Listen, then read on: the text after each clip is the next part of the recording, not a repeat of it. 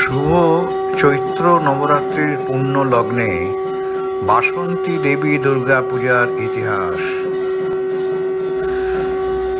চতুর্থ পর্ব, বাসন্তী দেবী মা দুর্গার শুভ আবির্ভাব।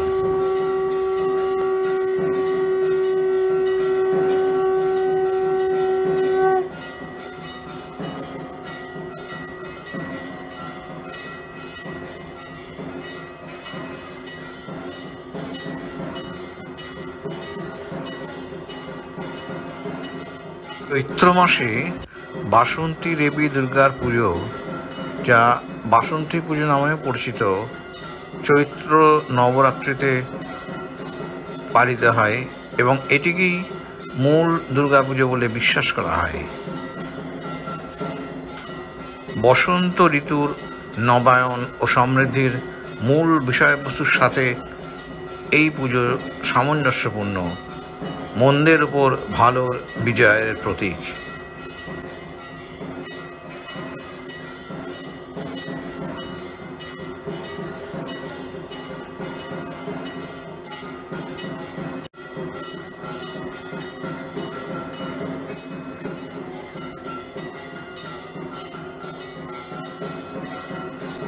যেহেতু চৈত্র নবরাত্রি বসন্তের আগমন এবং বাংলা নববর্ষের সাথে মিলে যায়, তাই অনেকে এটিকে নতুন বরণ অর্থাৎ নবায়ন, উদ্দেশ্য নির্ধারণ এবং আগামী বছরের জন্যে তাদের আকাঙ্ক্ষাগুলিকে সম্পূর্ণ করার একটি শুভ সময় হিসেবে মনে করেন। এই সময় উপবাস মনকে পবিত্র করে, চিন্তার স্বচ্ছতাকে উৎসাহিত করে এবং আধ্যাত্মিক মনোযোগ বৃদ্ধি করে বলে বিশ্বাস করা হয়।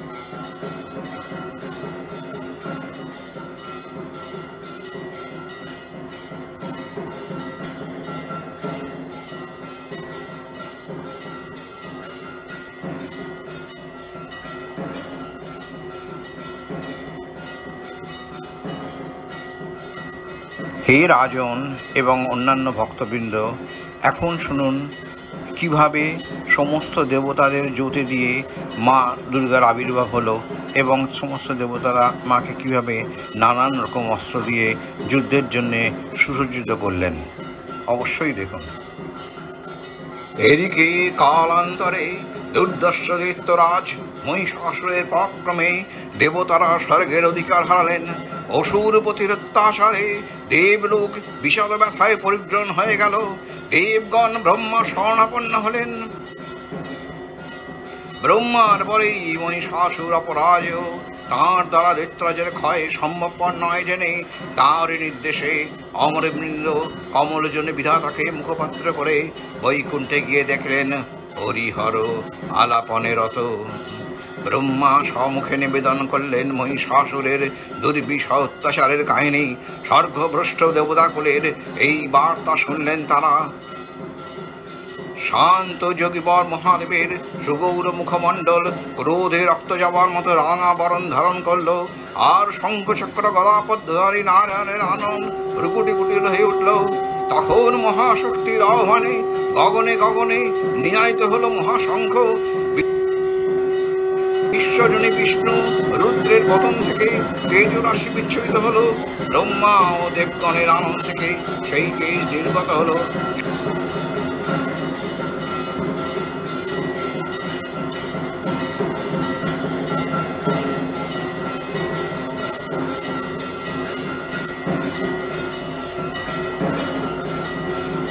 এই পর্বত প্রমাণ জ্যোতিপুঞ্জ প্রজ্বলিত হুতাসনের ন্যায় এই দীপ্যমান কিরণে দিগমণ্ডল পূর্ণ করে দিলে। ওই তেজরশ্মি একত্র হয়ে পরমা রূপবতী দিব্যশ্রী মূর্তি উৎপন্ন হল। তিনি জগন্মাতৃকা মহামায়া এই আদ্যা দেবী ঋক মন্ত্রে ঘোষণা করলেন আত্মপরিচয়।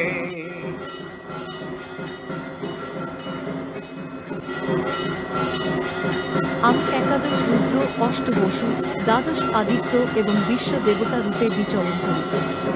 আমি মিত্র ও বরুণ উভয়কে ধারণ করি। আমি ইন্দ্র ও অগ্নি এবং অশ্বিনী কুমার দ্বয়কে ধারণ করি। আমি দেবশত্রু হন্তা সোমদেবকে, ত্বষ্টা নামক দেবতাকে এবং কুষা অভব নামক সূর্য দ্বয়কে ধারণ করি। উত্তম হবি যুক্ত উপযুক্ত হবির দ্বারা দেবগণের তৃপ্তি সাধনকারী এবং বিধিপূর্বক সোম রস প্রস্তুতকারী যজমানের জন্য যজ্ঞ ফলরূপ ধনাদি আমি বিধান করি। আমি সমগ্র জগতের ঈশ্বরী উপাসকগণের ধন প্রদাত্রী পরব্রহ্মকে আত্মারূপে সাক্ষাৎকারিণী। অতএব যজ্ঞার্হ গণের মধ্যে আমি সর্বশ্রেষ্ঠা। আমি প্রপঞ্চ রূপে বহুভাবে অবস্থিতা ও সর্বভূতে জীবরূপে প্রবিষ্টা।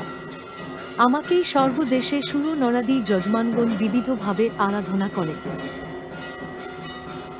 আমারই শক্তিতে সকলে আহার ও দর্শন করে, শ্বাস প্রশ্বাসাদি নির্বাহ করে এবং উক্ত বিষয় শ্রবণ করে।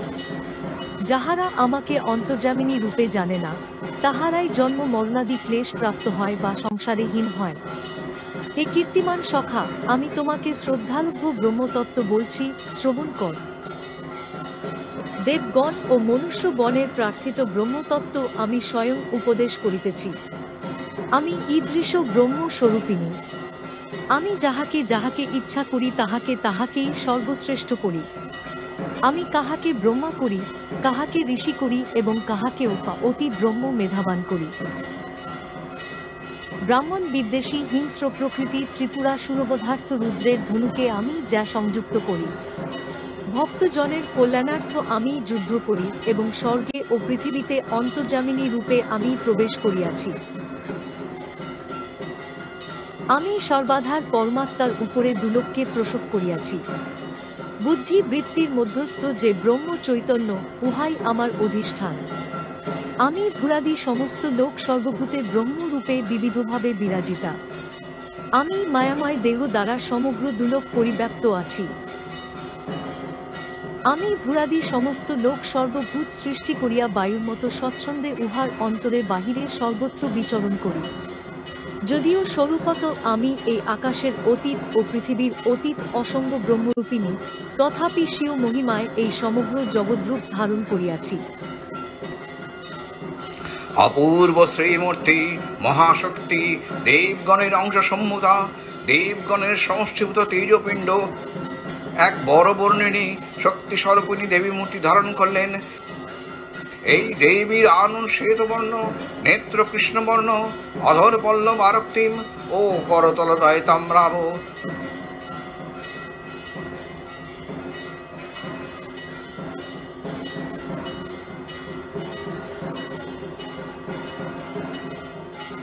তিনি কখনো বা ষষ্ঠভুজা, কখনো বা অষ্টাদশ ভুজা রূপে প্রকাশিত হতে লাগলেন। এই ভীমকান্তরূপিণী দেবী ত্রিগুণা মহালক্ষ্মী, তিনি আদ্যা মহাশক্তি। জয়ন্তী মঙ্গলকালী ভদ্রকালী কপালিনী দুর্গা শিবা ক্ষমাদাত্রী স্বাহা স্বাহা নমস্তুতে।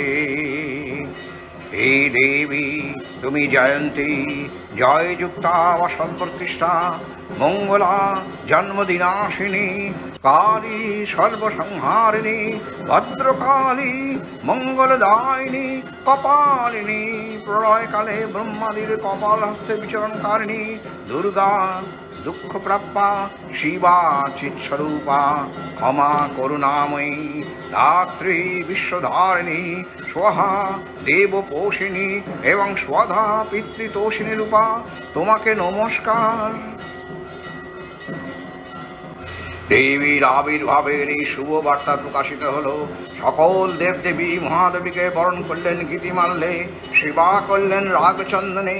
জগন্মাতা চণ্ডিকা উপাসকের ধনদাত্রী, ব্রহ্ম চৈতন্য স্বরূপা সর্বোত্তম মহিমা মহাদেবী অন্তর্যামিনী ব্যক্ত হইয়াছেন। দুলোক ভুলোক ভুবন মোহিনী সর্ববিরাজমানা।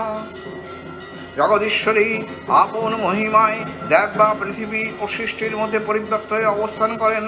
পরম চৈতন্য রূপা মানবের কল্যাণে সর্বমঙ্গলা ও অনুদ্বুদ্ধা। দেবী নিত্যা তথাপি দেবগণের কার্য সিদ্ধি হেতু সর্বদেব শরীরজ তেজপুঞ্জ থেকে তখন প্রকাশিত হয়েছেন বলে তাঁর এই অভিনব প্রকাশ বা আবির্ভাবী মহিষমর্দিনীর উৎপত্তিরূপে খ্যাত হল। দেবী সজ্জিতা হলেন অপূর্ব রণচণ্ডী মূর্তিতে। হিমাচল দিলেন সিংহ বাহন, বিষ্ণু দিলেন চক্র, পিনাকপাণি শঙ্কর দিলেন শূল, যম দিলেন তাঁর দণ্ড, কালদেব সুতীক্ষ্ণ খড়গ, চন্দ্র অষ্টচন্দ্র শোভাচর্ম দিলেন, ধনুর্বাণ দিলেন সূর্য, বিশ্বকর্মা বেদকর্ম, ব্রহ্মা দিলেন অক্ষমালা কমণ্ডলু, কুবের রত্নহার। সকল দেবতা মহাদেবীকে নানা অলঙ্কারে অলঙ্কৃত ও বিবিধ প্রণে সুসজ্জিত করে অসুর বিজয়ের যাত্রায় যেতে প্রার্থনা করলেন। রণদুন্দুবি ধ্বনিতে বিশ্ব সংসার নিনায়িত হতে লাগলো। যাত্রার পূর্বে সুরনকবাসী সকলেই দশপ্রণধারিণী দশভুজা মহাশক্তিকে ধ্যান মন্ত্রে করলেন অভিবন্দনা।